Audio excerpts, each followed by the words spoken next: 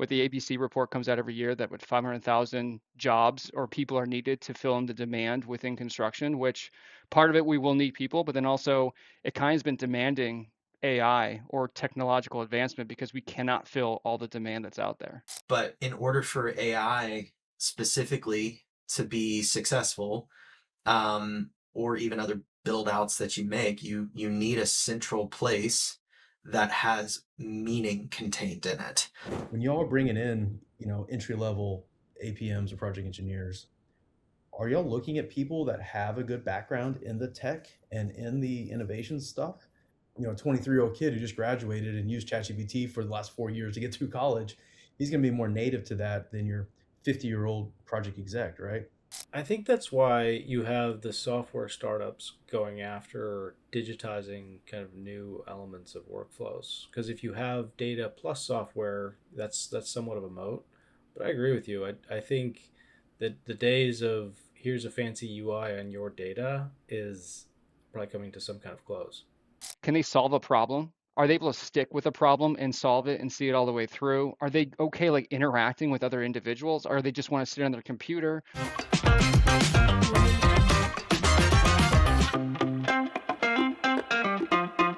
We're back. I say we're back, but we have a couple new folks. Carl, thanks for joining us. Matt, appreciate you spending some time with us on a Friday afternoon. How you guys doing? Doing well. How are you? All right. Hi. Tyler, you all right? Good. No, I mean, listen, Yeah. you're returning to this forum on a couple occasions, Just, Tyler, so you don't even get an intro now. Okay. Is your rooster going crazy out in the backyard right Do you now? hear I can Bruno? Hear it. Yeah, I That's can hear great. Bruno. I hope that makes it into the podcast and doesn't get That's eliminated. fantastic. You just need to edit it I love in. the authenticity. Wow. Well, listen, we are here to discuss some of the news stories from the last month, and I think not normally we've done this once before, but in the many of the stories that we run through, there's a doom and gloom element, right? There's costs up, there's the continued labor shortage. This month we have some good news to start on, which is we've got the kids, kind of Generation Z, showing up in the trades. We've got builder confidence maybe a little lower in some project types. We've got a heat rule that OSHA is enforcing that technically doesn't have an actual kind of law behind it. And then we've got some interesting things happening in nuclear. So let's start with the kids in the trades. I think this is like something we've talked about needing to see happen. And now the data is starting to back it up. So let me pull up the numbers. The numbers say that students in construction trades programs rose 23%. HVAC and vehicle repair, well, maybe not construction, but vocational focused community college enrollment climbed up to 16%, the highest level since tracking began in 2018. The question is, maybe I'll start with, we get them in the door, will we keep them? Are we seeing retention numbers? Matt, you talk a little bit about this and this idea of like, how do we build out programs in these businesses that retains talent? Are you seeing more of a focus on the trade side of how to retain new kind of talent coming through the doors? I'll say I don't have an answer. I don't know. I haven't. It's kind of early. Yeah. I mean, I'm like everybody else, just wants to be smart on LinkedIn. So you say stuff like that. But, Yeah. but right. No, I mean, all reality, it's like, it's the punchline of the article, college costs are through the roof. It's, everybody gets a college degree and they're, some sort of liberal arts degree and they don't know what to do with it. And they've got a couple $100,000 in debt and making $30,000 a year. And now all of a sudden in the last 2 years or whatever it is, when AI is, threatening to take away all those jobs. So I think it's people are realizing like, hey, I need to go do something with my hands that AI is not going to replace maybe anytime soon until I think later on we talk about humanoid robots. Maybe they do get replaced eventually, but at least there's longer life in trades than there are in some of the other jobs. I mean, it does go to some of those viral videos of like college students even like booing the mention of AI like in some of the speeches. So Yeah. Was it It was multiple. Yeah, there were a lot of them. I thought one There was were like quite a Ohio few. State University, but maybe I'm just got Buckeyes on the brain. No, I think they were just booing because they were at Ohio State. So I actually do have something to say about Oh this, man, Steve. So, give us your take, Tyler. I got the honor of teaching at a project management class at UGA. It was crazy to see one. So many of those kids in there were super excited by AI, so that's great. They were ready to go out and actually learn how to use the tools and incorporate them in. But I I kind of went Matt Foley on them in a way, living in a van down by the river guy, Chris Farley, like you don't know what you're getting into. I think they're realizing that what they have been in school for has shifted like over the past 4 years, right? So they From started day out one in of this college path to the of last day of college, it's changed. it's changed so much. And so, especially this generation right now is going, okay, well, crap. If I get out of college and I want to go be a PM, even the assistant PM, my starting position has changed. So much of that work can be absorbed by AI. Now, I'm not saying that that is happening actively because I still feel like construction's still trying to figure it out. Like not every project manager's out there learning Claude and how to leverage that to its greatest extent. Yeah. But it's going to become more and more prevalent. So I think a lot of the kids that are coming out of college right now are starting to feel the heat. Is this assistant PM job actually going to be something that can stick in for very long without being automated out?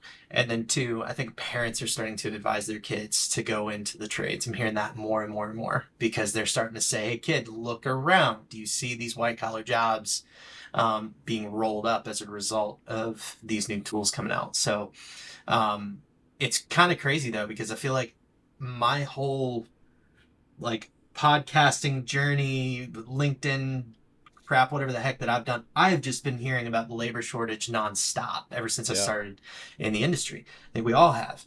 To see numbers like this, I'm like, all right, well, what's the driving factor? It's AI. That's the only thing that I can figure off of this. But I'm encouraging people to look at trades, doing stuff with your hands, man. That's pretty safe right now. Yeah, and I feel like personally, I feel like trade work there's always a stigma around it. Like I feel like it was a good last ditch effort if all other career options kind of fell through. But I feel like if you look at the students now that are coming into the workforce, they were in college in 2022 or 2021. And so in kind of the afterglow or under the cloud of COVID, and then kind of right before this AI boom, and I feel like I wonder if they're clamoring for something a little bit more stable, a little bit something more tactile that they can grab a hold of and find some stability in, because I feel like all they've experienced in their upper class life is instability. So I think there's that. I mean, from a retention standpoint, I'm still curious to see how that plays long term. I think I know from our experience here at Davis, I think our internship program is up 53% just from college students wanting to be a part of construction programs and try to better understand it and be involved.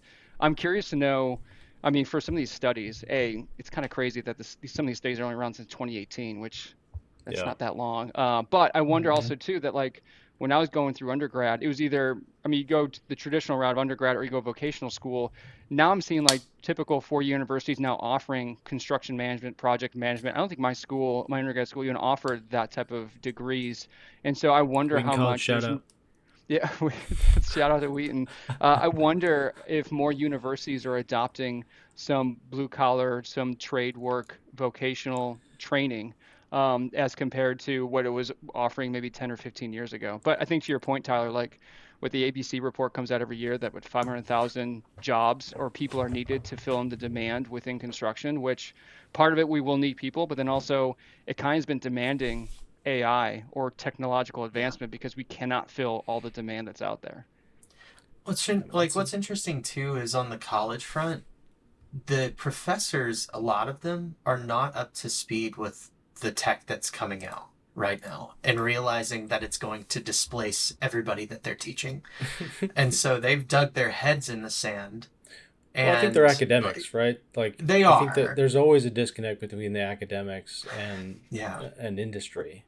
But I think I'm even worried more so now. the kids are getting bad advice, I think is what I'm going after. Is like, I'm worried they're getting bad advice for here's what a good future career looks like. But the reality is that it shifted even over 3 years. It's just turned on a dime. It's crazy. But even the academic side of it, it's like, I'm helping promote different construction tech things through my monthly live streams, and just as I'm talking through that sort of stuff and saying, oh hey, go check out BuildSync, right? They automate submittal reviews, and the number one pushback people get is they say, well, how are they going to learn the project if they don't go read the submittals and read the specs and all that sort of stuff? And I mean, my thought is, well, yes, obviously they need to. You need to teach a kid how to do math before you hand them a calculator, right? You need to teach them how you do long division, just to understand the principle, the philosophy behind it before they go, run with the calculator. So same thing with AI tech when it comes into construction management and all that stuff. So, but is college teaching them enough, or do they have to learn that on the job? Are they learning the basics? Are they learning the basic math before you hand them the AI calculator? Yeah. Yeah. Yeah, I think I've probably driven my narrative too explicitly in my house, because like my oldest is 8 and he's like, I'm not going to college. He'll like tell his buddies. I'm like, oof, didn't mean to really set the narrative that far in that direction. But I do think there's a big gap in value right now, just in terms of cost versus value. I think, for the audience that has in a position like yourself, Carl, where maybe they're welcoming in interns, but still, has to kind of worry about the kind of retention calculus. Are you guys being pretty active on college campuses to kind of position yourself for those Yeah. newcomers? Yeah. Yeah, for sure. So I feel like internship is kind of the tip of the spear. Like, let's have a college presence. Let's establish an internship program, and then let's invite back returning interns, and then let's try to provide a career path for individuals. And so that provides some early stage kind of vetting and understanding where with students and potential employees. I think the other thing that's been super interesting, and it's been a little bit of a pet project of mine, is like, how do we establish relationships with academia? Because right now there's such a huge chasm between I graduate college to I'm starting my new job, and there's a huge gulf of like knowledge that just isn't that just needs to be taught and learned. I think to your point, Matt. And so I'm starting to see with different just academic institutions. I mean, particularly in our area, University of Maryland and Virginia Tech and George Mason, that they're offering almost like as part of course credit students to participate in our day-to-day operations, whether it's a consulting basis or like, hey, we've got staff and students that are kind of acting as staff, frankly. But we have students that are willing to tackle some innovation projects that you have that you might not have bandwidth for. And so can they get involved early enough? And so that's been super interesting for us, is to get engaged with students while they're still students, and then hopefully kind of pique that interest. So hopefully that will create opportunities for them to join us in the future. All right, sponsor break. Lars, real quick, when was the last time you got a new set of drawings from an architect and they didn't cloud anything? Well, the one that cost me a couple $100,000 was back, I think, in 2017. So, yeah, lesson learned there. Yeah, so what I like about what Trick Tools is building is they're looking at tools to help kind of remove the mundane from the job site. And I, same as you, every time there was a bulletin or an addendum, I would go back to the designers and ask them to at least highlight or give me a cover letter on the changes, and that was always like pulling like teeth. But Trunk Tools is now automating that, so you get a bulletin come in, it automatically highlights the changes. You don't have to do a thing. Well, it's also hitting RFIs, right? It's also hitting submittals. And when we think about standardizing ops, right, and providing that, sort of resource to those field operators, what I see it as, it's sort of like this like mentor within the company that structures, standardizes, keeps it moving in the right direction, looks out for risk. And just this last week, I had a QC manager just pass along a submittal to an owner without doing a review because he was too busy, and it was wrong. And the classic owner statement is, did you even review this? Right? So this to me is carte blanche. We absolutely did. And think about getting that first pass before your field manager ever even actually has to do the first pass. Someone's doing it for them. So to me, it's about speed. It increases accuracy and helps standardize ops out in the field, right?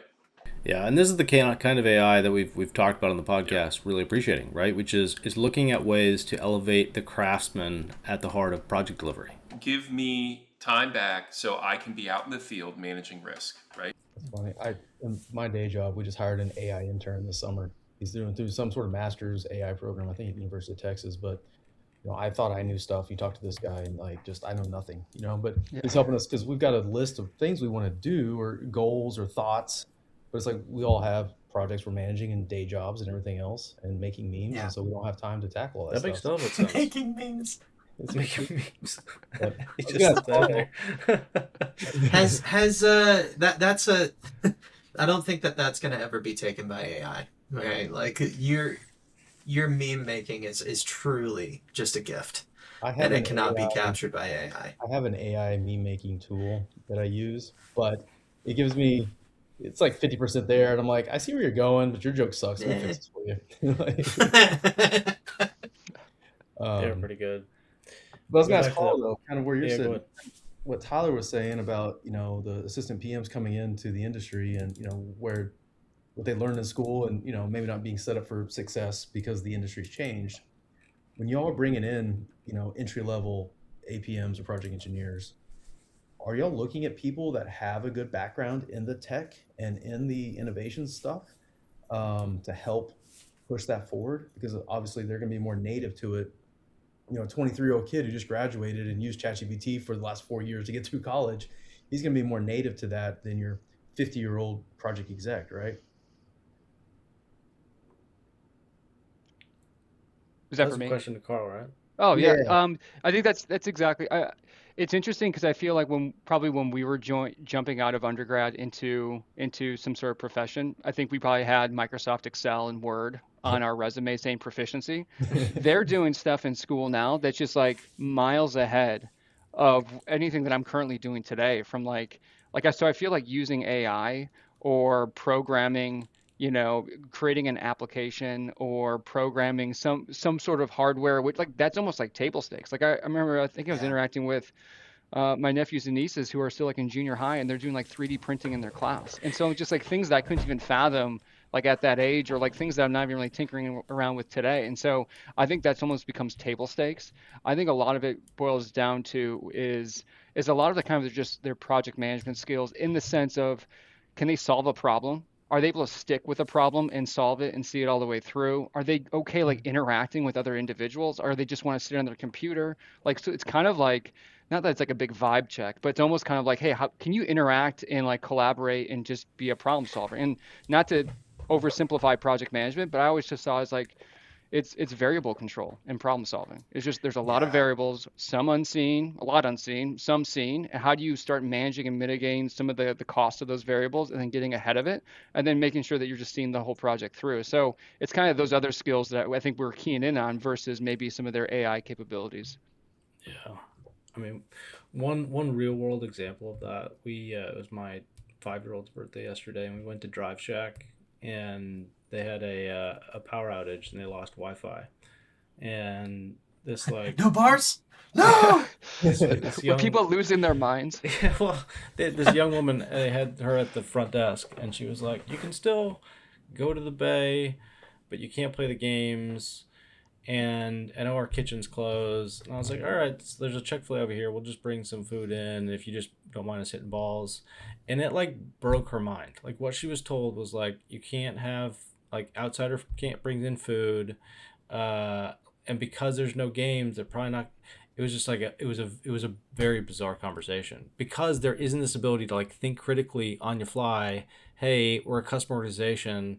This is a family. We go there quite often, and if I create a bad experience, maybe I won't go back there. But lacking the critical thought element.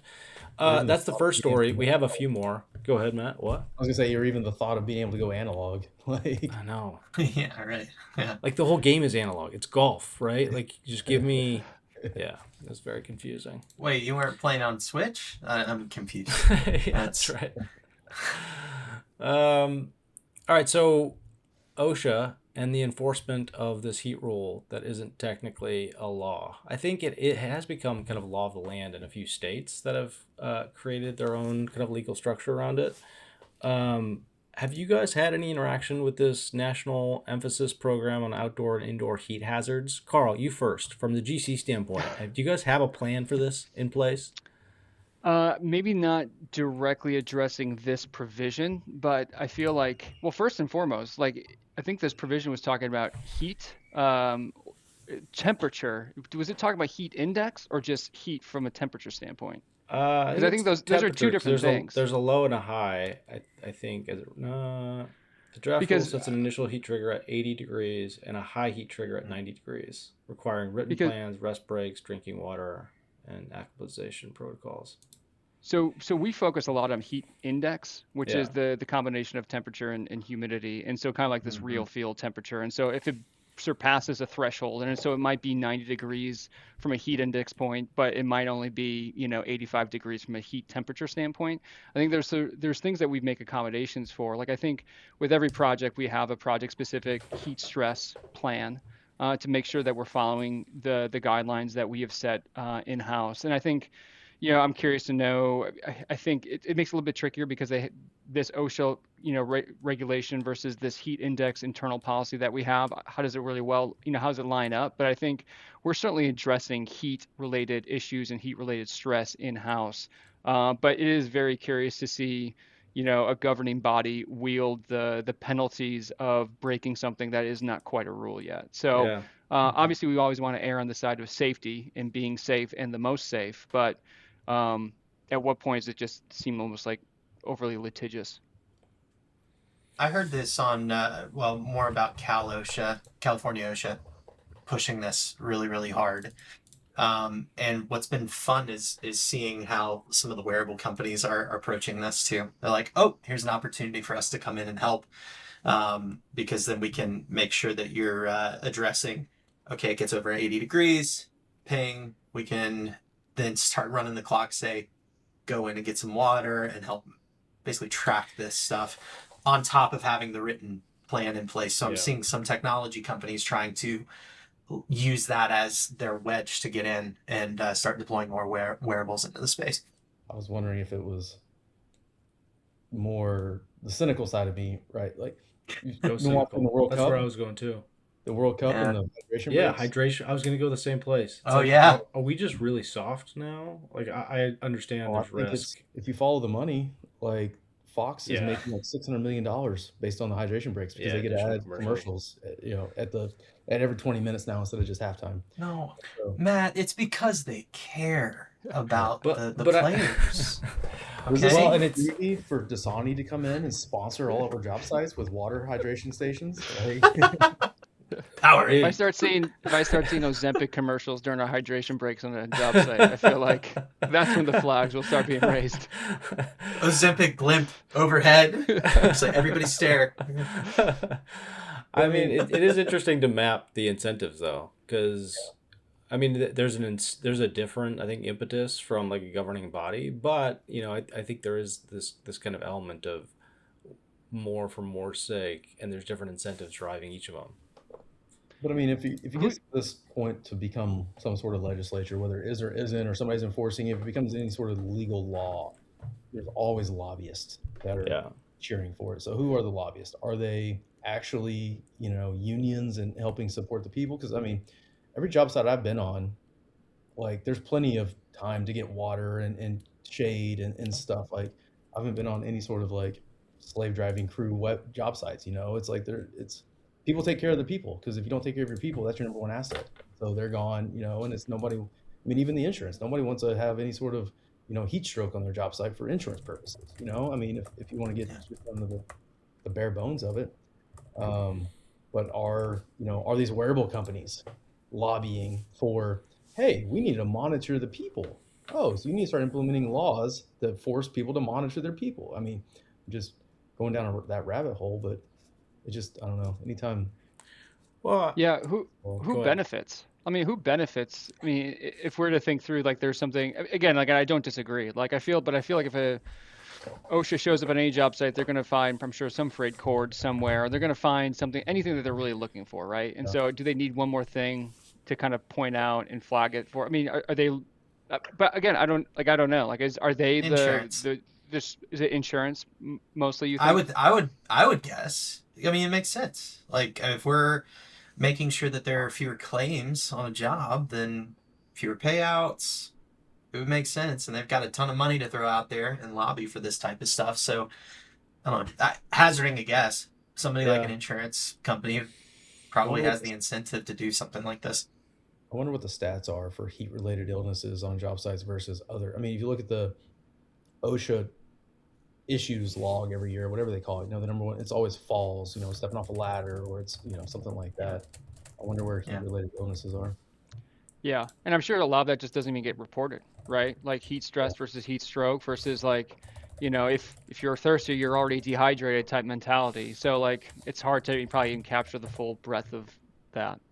You know what really cracks me up is if you look at the states that are involved in this, like California, okay, makes some sense because it's got some, it's got some areas that are pretty hot.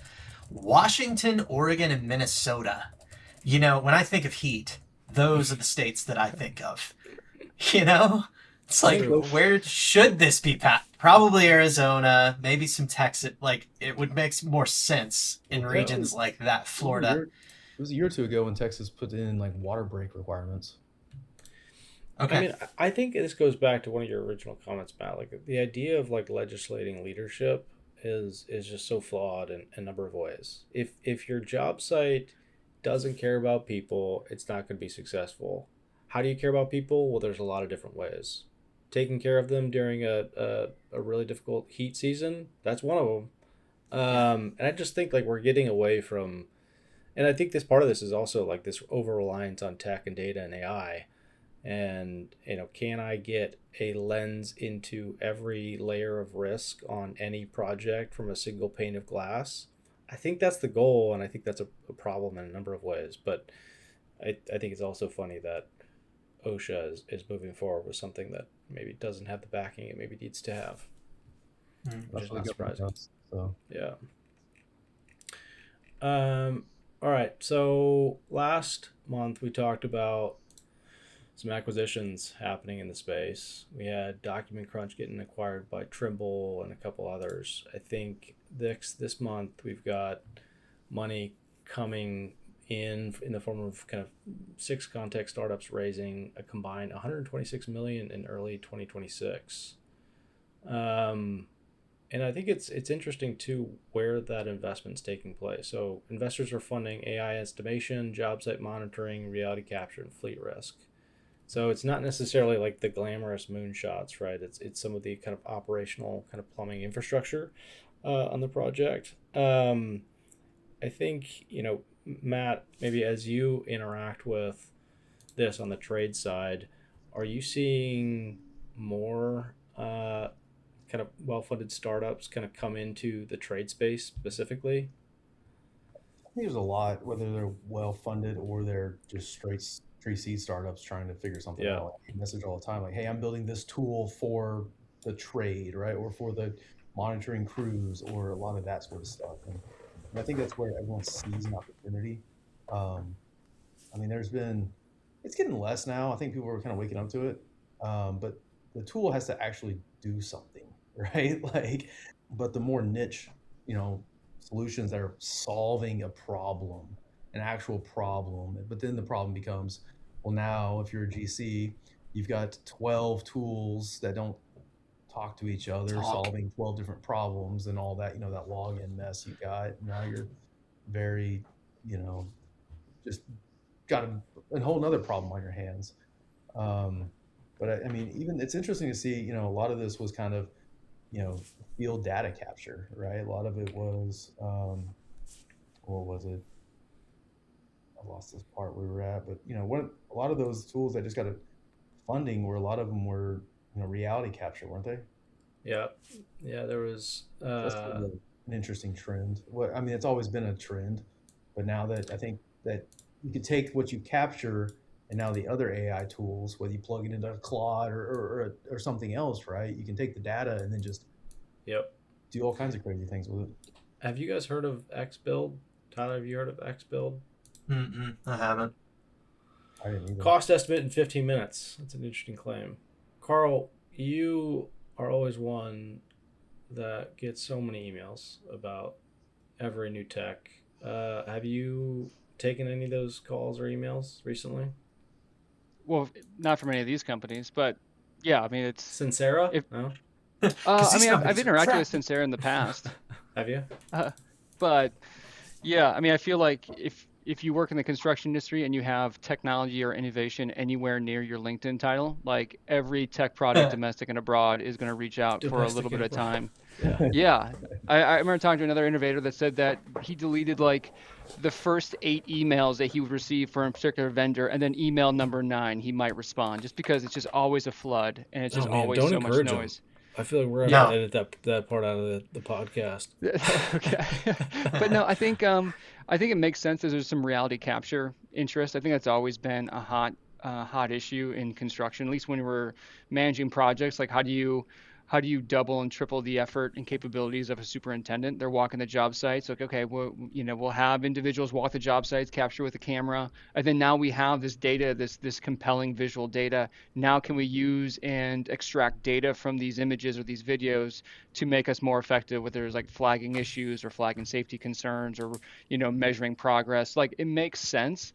Obviously, there's some pretty big heavy hitters in the space that I feel like have most of the market share. And it's always interesting when there's a newer kind of reality capture product entering the space. Because I feel like I've seen maybe in the last 5 years a bunch of them kind of come and go, Yeah. but it makes sense that there's a lot of interest in that space. But um, so yeah, I mean, from a practicality, like yeah, it makes sense. But I think the other thing too is site monitoring. I don't, frankly, I do not understand why the tech industry is so um, just hot and bothered to get to get worker wearables and site monitoring up and going, because I haven't found, I mean during COVID it was a big use case for site monitoring, making sure that we're tracking workers and social distancing and who's on the job site when, so we do contact tracing. Since COVID kind of just subsided, most of the use cases for site monitoring or like worker wearables or that type of has all kind of like disappeared, and there really hasn't been that many use cases, maybe outside of some tech sector like data center work where that makes sense, but like just kind of typical commercial work, we don't necessarily need to really measure and monitor every individual that's on the job site and every exact hour that they're working. So it's interesting to see kind of what's being funded, and so I don't know, I mean it's interesting to hear about these products, but unfortunately, like none of these products interest me because I think we have solutions for all these things already. Hmm. I think a lot of the people funding them, they look at construction like an assembly line or like a manufacturing process. Where in that they monitor every step. They want to know how many widgets did this robot install or how many Yeah. widgets did this person install. It's very production based. Whereas construction is production based too, but it's just a different animal. Like it's like they're almost wanting to use the wearable as a substitute for field leadership. So instead of Yeah. helping your team do better or all that, they just want to outsource it to, well, I saw Tyler, like he walked to the porta potty 4 times today. Like that's you should only go twice on your hydration breaks. What are you doing? Yeah. Taco Bell, baby, Taco Bell. Well, and I think it goes like I can That really imagine does. there's use cases, but it doesn't mean that it's the right thing to do, which I think is your point. Like I think it go back to you people respond to how you treat them, Yeah. and people respond Yeah. to your expectations for them. And the lower expectation we have, and we replace that kind of interpersonal with them as a data point, I think is not ideal. You want to keep kids in the trades. Yeah, go ahead and put a dog collar on them and track them. That's right. That's right. Wait, you don't put dog collars on your kid? I'm confused. I'm just kidding. I'm kidding. This is a use case. I think it's okay. Let me see the use case. No, I think this is really interesting. I have kind of thoughts around each of these start. Now, I don't see a comprehensive list here of all the startups, so I'm guessing.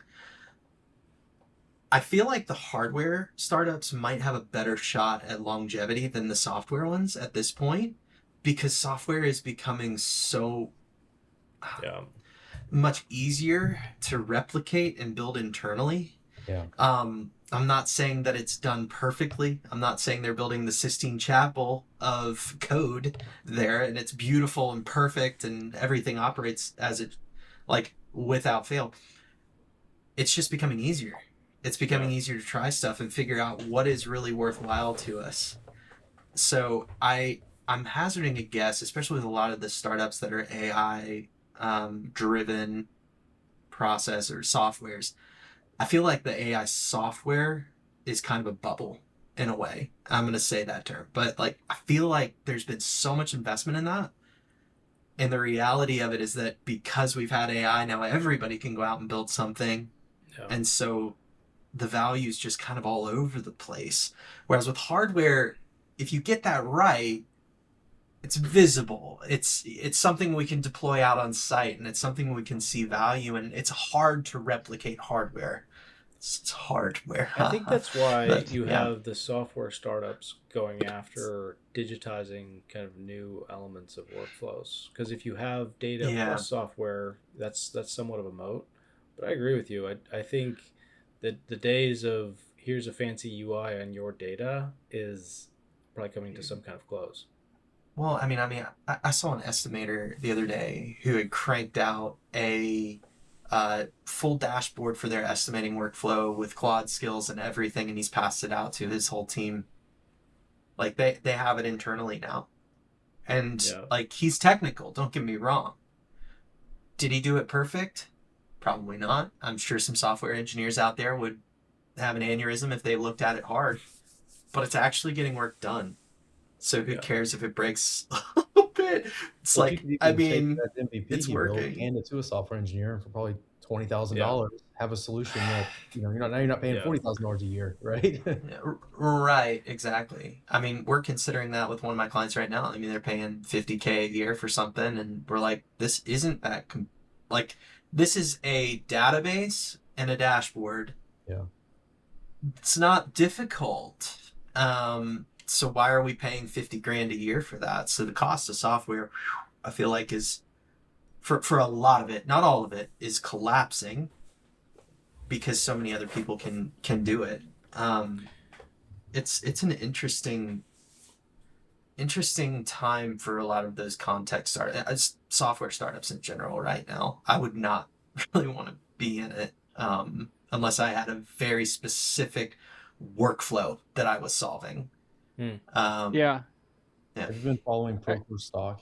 Well, but I think that's would kind of poke at an interesting point too. Is just like maybe the argument to developing new software or to startups in the space is the fact that some of these legacy platforms, I think, are letting features and functionalities and tools die on the vine and just languish. And I Yeah. think as a result, we've been frustrated with more legacy, long-standing behemoth tools out there that perhaps haven't been maybe fostering and have been the most competitive with some of their tooling and tool sets. And so as a result, we need to supplement it with other more compelling, I think, earlier stage, companies, which I think that's been interesting to do. But I feel like even just going with the proven legacy products aren't always the right solution either. So it's kind of what's in between. But I think Mm-hmm. even to your point about like the estimating software, like even we can generate estimates in 15 minutes, it's almost the whole argument like, well, we've given you a calculator and spit out the answer in 15 minutes. But like, I'd want to kind of peel that back and like, what is exactly in that estimate and what are we sending to, like, I can't imagine anyone sending that to the client right away. And I feel like you're going to pour over all those details to make sure it's accurate because, I mean, at the end of the day, either you're going to bid too much and you're going to lose the job or you're going to buy the project by bidding too low and now you're kind of putting yourself in financial crisis. So like it's a kind of a risky proposition to say, hey, this is a really easy button solution and that could really kind of cost you everything. But also it's a security thing as well. It's most of these smaller startups that are doing estimation may not have good security protocols in place. And so where's the data you're feeding Yeah. it actually flowing to? Because if you're in data center world and you feed Google's information into Amazon or over into Meta, Google's probably not going to be very happy about that. I'm just saying. Like, now that could be not as much the case in the lighter commercial zones, of course, but it's still something to consider. And Hmm. so I feel like people are starting to get. I know I am when I'm advising people. How many databases do you currently have active within your organization? Because if we can reduce the number of databases that we have to manage, that allows us to build better systems around AI tooling too. Custom solutions around that to get specific things done with your process. So it's Has anyone ever handed you a weird. binder when you've asked them about databases? They just like hand you 3 binders. They're like, well, I think we have 3. They pointed me at a very dusty server closet that's Yeah. There got you go. something from 1998 in it. That's a good time. So yeah, Well, on-prem. Oh no. well, it's funny. Like on-prem is becoming sexy again, right? It's like, yeah, It let's bring is. it back. People want to hold their data. That's it. So why would I go and hire a software company or bring on a software company that I can't control my data Yeah. when I could just build this up, and this could be my own moat as a company and value that I can provide to my customers. If you're big enough, it makes some sense to start looking at that, and you see that through and through. I think we'll get to that here in a few minutes of some of the other general contractors and stuff investing in their own systems. Hey guys, if your experience was anything like mine when I was a PM, change orders were kind of a pain. You send the change order, then you spend the next 2 weeks chasing it. Subs are texting you updates. Meanwhile, you have a change order log buried in email. Your spreadsheet doesn't match theirs, and you're just trying to figure out what's actually been approved. Meanwhile, your subs are waiting on answers so they can get paid. The owner doesn't really have the visibility they need into cost exposure, and nobody finds out that the numbers don't reconcile at all until closeout. At which point, everyone suddenly disagrees about everything. That's not a people problem, it's a systems problem. Everybody on the job is working out of their own setup. Your ERP, their spreadsheet, someone else's inbox. Change orders end up getting stuck in the middle of all of it. Well, ClearStory fixes that. It's a shared cloud-based change order log where GCs, specialty contractors, and owners all see the same information in real time, which is key. Subs submit and track their work. GCs stay on top of status. Owners see cost exposure before it becomes a surprise. No more digging through email trying to reconcile the logs at closeout. Just change orders under control, which is a unique concept. Check it out at clearstory.build. Yeah, I think Tyler, that is a. people you're working with, are they Microsoft clients with SharePoint and using all the Copilot stuff? Yeah. At least it keeps it all. I mean, it's not on-prem, but at least it's still in-house, sort of, right? Yeah, but Copilot sucks. It's It's terrible. awful. It's awful. The Nobody Cowork likes it. version is better than basic Copilot, but even the Cowork version is not Yeah. Claude Cowork. No. So I'm seeing a lot of Microsoft only shops bringing in Claude as their enterprise license. Makes sense. Yeah. It's a good one to go with. But even then, you start to run into issues with how can I pass these workflows out at scale in Claude? And they're starting to solve some of those things by being able to share out skills, but even then, it's a bit of a mess. We're still very early on in all of this tooling being developed. So yeah, man, it's great if you can run it all through Microsoft, but Copilot sucks. I wouldn't do it. I've been going down that rabbit hole, and it can do some cool stuff. I mean, just what it query and find and put together and pull together from emails and everything else. But it's still just, I don't know. Then I go back to my Claude on my personal MacBook, and I'm like, driving a Ferrari and driving a, a Pinto. Yeah. That's what it feels like. And it took me 2 freaking days just to get Copilot to work on my machine. It out all the time for me. Like, I don't use my God. Much, but do you can modulate the model within Copilot, right? To use Anthropic's models. Yeah, you can use Anthropic. Sure you you can use the different GPTs, but it's still just you're just plugging that into the Copilot structure. Yeah, it's still the But then So what I was trying to do is build skills within the Copilot ecosystem that could be passed out to team members. But getting those skills created and then passed out to everybody in itself is clunky. So clunky. But I'm not saying that it's perfect within Claude too. I shared one out the other day and it took my team member 10 minutes before he could see it.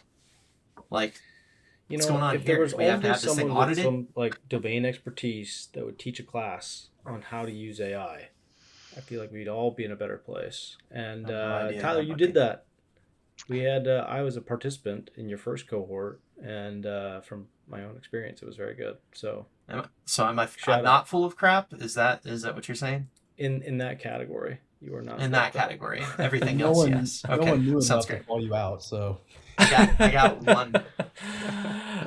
Let's move on to the next story. So it is interesting talking about SaaS, and we kind of thought that SaaS might be threatened in some existential way with some of these AI models, and they're still getting some funding, which is good. But now we have the Death Star starting to kind of point its weaponry at construction. So we have Palantir signing a deal with McCarthy. And I think there's a number of kind of interesting angles here. One is there's a couple different kind of debates forming, which is how do you kind of choose to invest or move forward with AI? Do you buy a construction tech product that solves a specific problem? Do you build in house? And now there's like this third option, which is you invest in these kind of horizontal layers that sit over your kind of ontology of data that in I mean there's some question. So I guess let me make the I'll position the story. So McCarthy, one of the largest US builders, signed a multi-year strategic partnership with Palantir.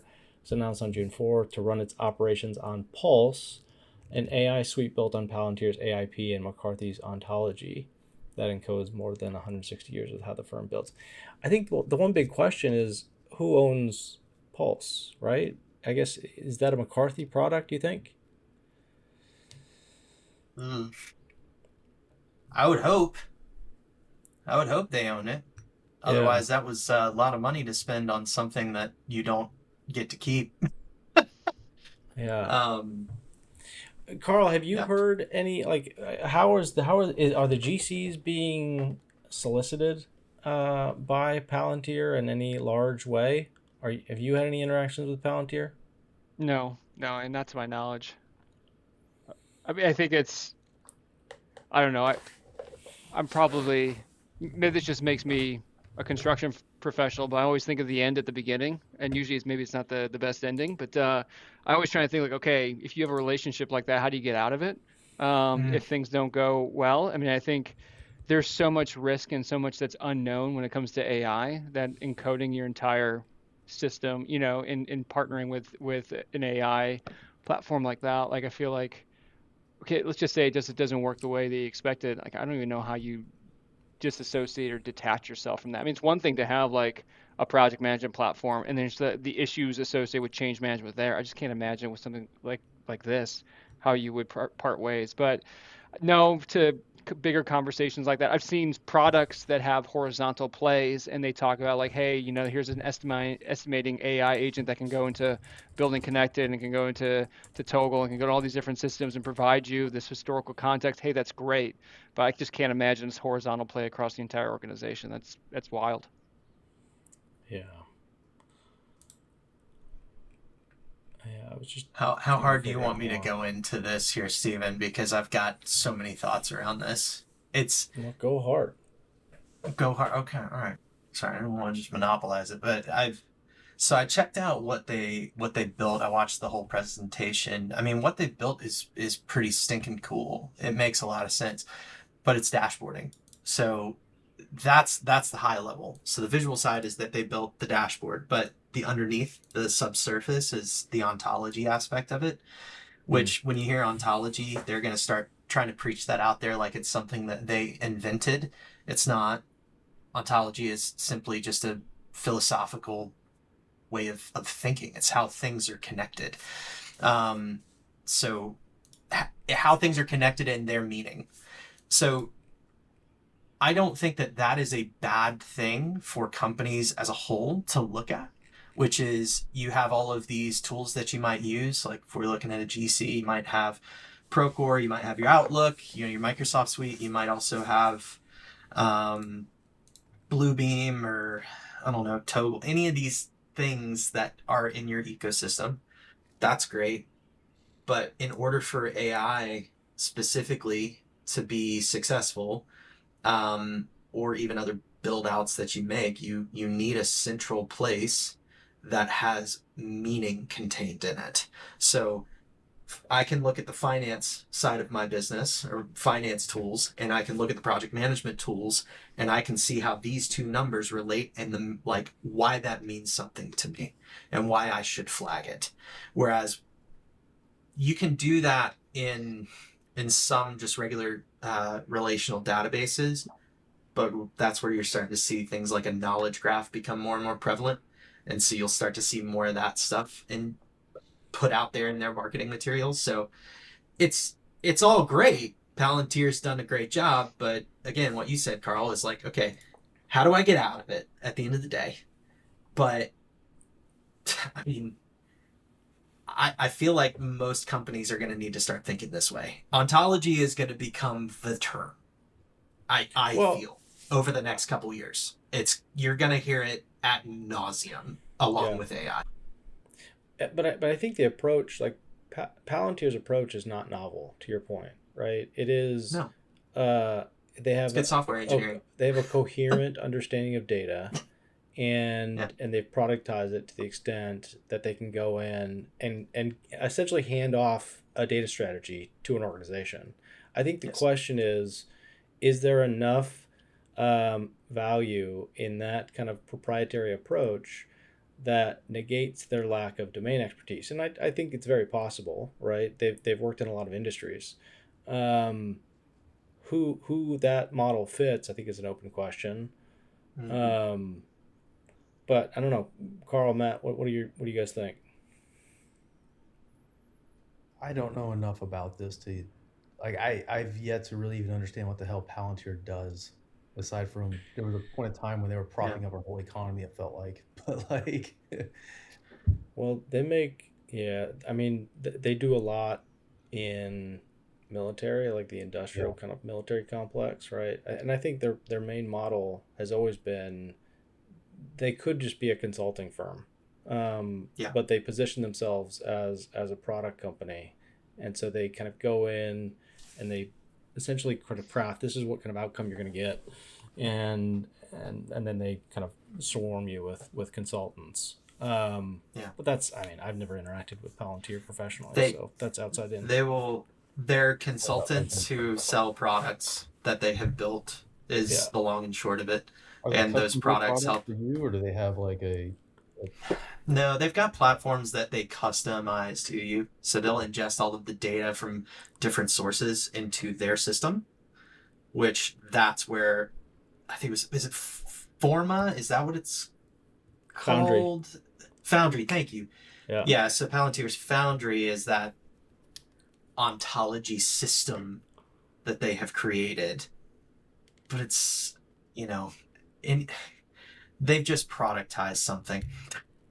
Tyler, And did you yeah, see their presentation? I think where they were announcing some new dashboarding experience for the military, and I it didn't was see that like one specifically. it No. was it was like a customer success guy representing their tooling with like the excitement of like a go to market guy, but like the Yeah. product was the ability to track an enemy in the field and destroy them. And so it was like the juxtaposition of like I'm just customer getting really success excited about energy that. with like with like death was wild. So, Was it a lunch and learn? yeah, right. I mean, essentially, it was so weird. All right, so that's Palantir. I think the one thing to note though is, not to shill your company, Tyler, but like I think what you're doing with Field Proof, there's some parallels, right? Which is I think you talk a lot about data strategy. I think in your interactions with the organizations that you're working with, and you pair that with a really kind of solid understanding of a coherent AI strategy of how they kind of intersect. And so, I don't know, from the outside looking in, I think if you want someone who maybe isn't the Death Star, knows the industry, like Field Proof might be your solution. Is that inaccurate? You're just giving me all sorts of freaking drops today, bro. What is this love? What? I don't understand. Well, I got to balance it out. I feel like I was too hard on you. Thank you. See, that's why we do it, guys. That's why we do it. Sponsored by Field Proof. Yeah, Yes. right. I mean, maybe. We'll talk after the show. That's right. All right, last story before we let everyone go. I mean, there's more stories. There's always more stories. I think one thing that's interesting, though, is we've got some announced data centers that are not kind of moving forward with construction. So we have 75 or more U.S. project worth only 130 billion were blocked or delayed in the first quarter of 2026 alone, matching the entire prior year in a single quarter. So active opposition groups more than doubled to 833 across 49 states, and more than 300 bills hit state houses in the first 6 weeks of the year. So I think the general sentiment that data centers maybe don't serve the people is hitting more of the mainstream than we anticipated. Carl, do you guys have a big kind of mission critical sector of your business? Yeah, we have a critical environment section. I mean, I think and data centers are super interesting too, because I mean, obviously being in the Northern Virginia area, Yeah. I mean, you can't throw a rock without hitting a data center. Yeah. But I mean, I've heard that too from, from individuals that have worked on behalf of these big data center owners, where they're going into these environments and saying, "Hey, we want to put a data center somewhere," and the town's like, "We don't even have fire trucks that the ladders can reach the height of this day. We're just a small town in the middle of, nowhere." And then there's this impetus of them to say, "Hey, we'll give you a new fire station, we'll give you new this, we'll give you new that." And so in some towns, at least according to this individual I was talking to, it was received super well. We're just like, "Hey, we were an old coal mining town, and now all of a sudden we have data centers, and now it's going to breathe new life in this town, which is exciting." And then there's other towns where like, "Listen, I don't want a data center anywhere near our schools or where I live. I don't need to hear that hum." And I feel like it's been very interesting to see how this all plays out from a social standpoint. Obviously, I think there's obviously a lot of indications that people want to be using AI and leveraging this type of new technology. But then when it comes to like, "Oh, you're gonna put that in my backyard," not a chance. And so Yeah. there's this tension there that I feel like that some of these big owners haven't quite figured out yet. Sponsor break. If you spend any time running a project, you know the answer is almost always sitting in the contract document somewhere. The catch is that it's almost never in one document. It's split across the contract, the specs, and some flow down clause 3 layers deep that nobody connects until it's already cost money. That's the whole premise behind Document Crunch. That risk doesn't live inside any single document. It lives in the gaps between them. And most teams never look at all of them together until they're standing in a dispute. The average construction dispute in the U.S. now runs about $60 million, according to Arcadis. That's a lot of money. And the root cause they point to isn't fraud or bad intent. It's people not fully understanding what they agreed to. So Document Crunch built a platform around closing that gap. Crunch AI reads the documents, surfaces the risks, and it cites the exact page and clause. That's big. So you're not just taking its word for it. Project Assist lets your team act on it, ask questions across the entire project document set, and draft your submittals, notices, and RFIs right from the chat window. And the whole thing runs on your own company standards. So the office and the field are working off the same playbook for bid through closeout. No disconnects. It's live now across the US and Canada. Go to documentcrunch.com/construction conversations and book a demo. Do you feel like data centers in space are going to be an actual thing? Like, do you think like we're going to be able to pull this off? Because this has been an area of conversation for me. And then also the other one is data centers out in the ocean as well, which is like they have I cannot remember the name of that company, but it was like a bobber, literally like a fishing bobber that goes out in the ocean. Yeah. That's a data center. I have to find the name of that dang company. Yeah, no, I saw that. I saw that as well. I forgot the name of it myself. But I'm curious to know if some of these big data center companies, like, are they creating incentive structures like, wind farms or solar fields are offering up, saying, "Hey, there's lease agreements, or you will give you, some sort of incentive or tax break, or we'll give you a better rate on power or energy." Like, I wonder if are those incentives even being offered to some of these, communities that these data centers want to be planted? I mean, I think it's happening more than it was because of the pushback. And I think there's a general kind of argument of if there's a data center coming in my community, it needs to serve the community. I think the challenge is we have a lot of lobbyists, right? And who is able to get to the people who approve these things? Well, it's kind of the folks that have access to that kind of money. And so I think the incentive structures generally are not aligned. I think increasingly they need to be. But we are running out of time. Is that the name of that company's? Yeah, Panthalassa. Panthalassa. Panthalassa. It's hilarious, but it makes some sense. But it's like literally a data center that's a fishing bobber that they chuck out there in the ocean, and then they have a trolling motor on it. When they need to service it, they just bring it back into land, service it, and send it on back out. Like, That's pretty all right, crazy. that's cool. So, I mean, we didn't think we'd have Yeah. like high-speed Wi-Fi in like no cell zones like 5 years ago. Yeah. So I think if Yeah. there's a guy to do it, it's probably Elon.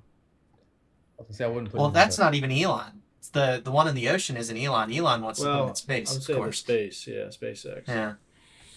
All right, we got through a number of stories and we're out of time. Any hot takes? Let's go around. Matt, how do you feel generally with the state of the industry? Big a open loaded question. I mean, on one side, I think we're making huge strides, and the other side, I think we're kind of taking some steps back. But it's, I guess the hottest take I have is as much AI as we infuse into the industry and all the new tech and money invested and everything else, productivity is not increasing like at all. So Mhm. it's a weird dynamic. That is interesting.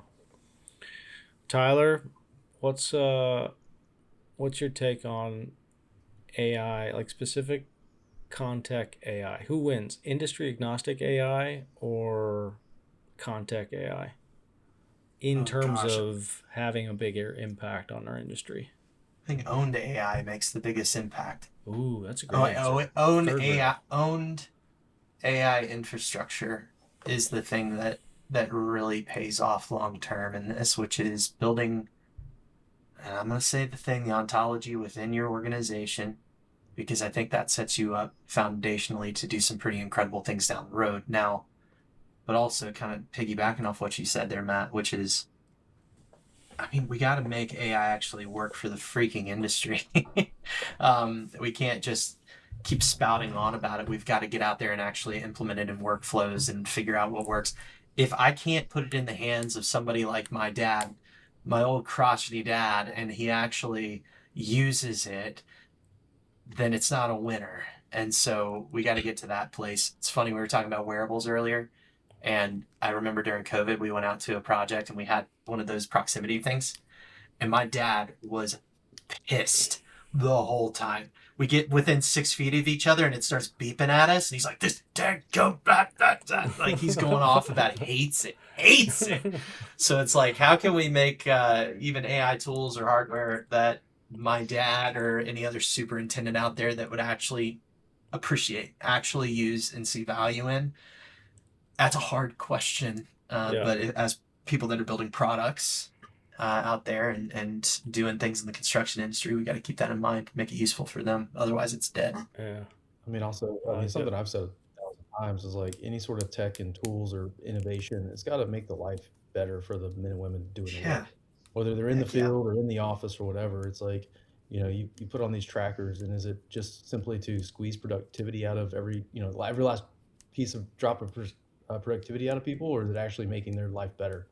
And if it makes their life easier because it helps streamline things, they're not walking 2 miles every day just to go get material and come back and walking back and forth, and you can kind of reformat your sequencing, then maybe it makes sense. But if it's just a use it as a whipping tool, then no. Yep. So Carl, as someone who trials and pilots a lot of the technology, what's your message to the Contech community?